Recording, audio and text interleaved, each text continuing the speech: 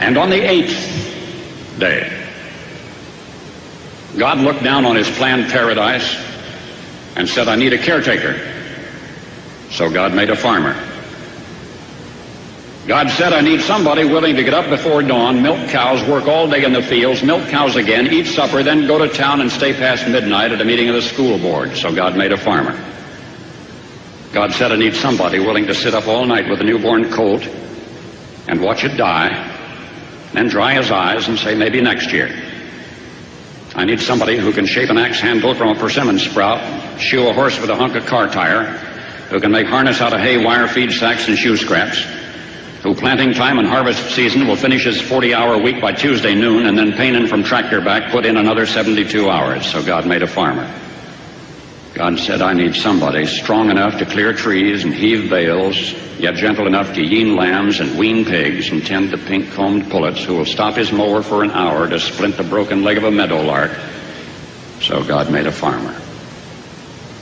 It had to be somebody who'd plow deep and straight and not cut corners, somebody to seed, weed, feed, breed, and rake and disc and plow and plant and tie the fleece and strain the milk, somebody who'd bail a family together with the soft, strong bonds of sharing, who would laugh and then sigh and then reply with smiling eyes when his son says that he wants to spend his life doing what Dad does. So God made a farmer.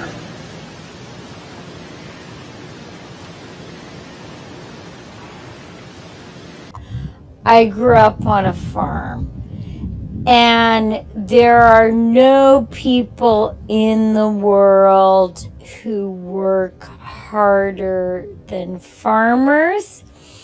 And so I'm so happy to be here. On a farm, on a vineyard, to learn about the wonderful work that is being done here every day. And I got a little bit of a lesson in running a vineyard. I learned a little bit about what you do with the vines and stuff. I'd like to spend a little more time seeing how you run your tractors. So that was wonderful. And no, really, I'm very interested. It was great and just great to be here. And I also know that if I don't give him what he needs, what we are really doing is to manage, to conceptualize, sometimes to catalyze platforms to address specific global challenges. We believe, and you all are aware about the discussions going on the future of health, the future of energy. If you look, our energy landscape is changing completely. If you look at health, there are so many issues, not just, let's say, medical issues, but social issues.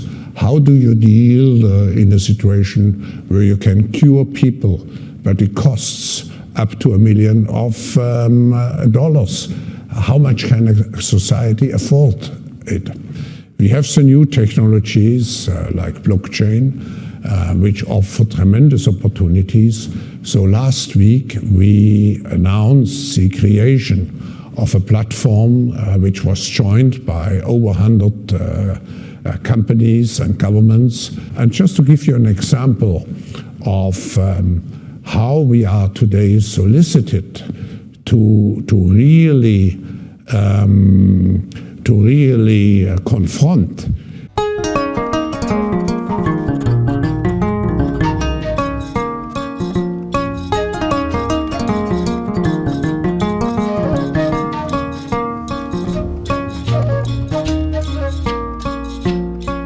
of global society. Letter from the Prime Minister of New Zealand. I'm not leaving because it was hard. Had that been the case, I probably would have departed 2 months into the job.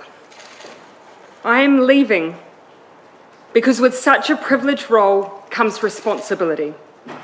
The responsibility to know when you are the right person to lead and also when you are not. So violence and damage done by the Christchurch attacks was compounded by the attackers filming and disseminating them live on social media, messaging services and internet platforms.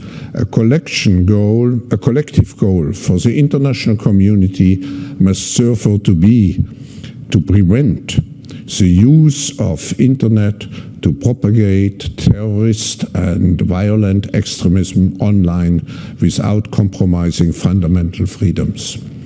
With your global standing, leading role in public-private cooperation and expertise in digital and security issues, there is clearly a role for the World Economic Forum in helping take the agenda forward. The fourth industrial revolution and globalization 4.0. Of course, the first industrial revolution we are all familiar with. It was the invention of the steam engine, and then we had the second industrial revolution, which mainly happened here in this country, very much also here in this region, which allowed mass production. And then we had the third industrial revolution with the starting of the computer age and the digital era. And now the fourth industrial revolution is not just a prolongation of this digitalization, it's much more. It's a combination of technologies. It's not just the digital technology. Just think of genetics, think of brain research, and so on. And the power of the fourth industrial revolution comes from the combination of all those technologies. Actually, I was saying it's at the end what the fourth industrial revolution will lead to is a fusion of our physical, our digital, and our biological identities. So that's the first difference. The second differentiation is the speed. When I wrote the book, I started to write it for years ago. It was published 3 years ago. It was sold, very interesting, over 1 million times in the world. And what is interesting is that 800,000 copies, more than 800,000 copies of those 2 million were sold in 3 countries alone: China, Japan, and South Korea. And you may be interested, who was the biggest buyer with 16,000 copies at the same time? It was the Korean military. Because the fourth industrial revolution will have a major impact also on warfare.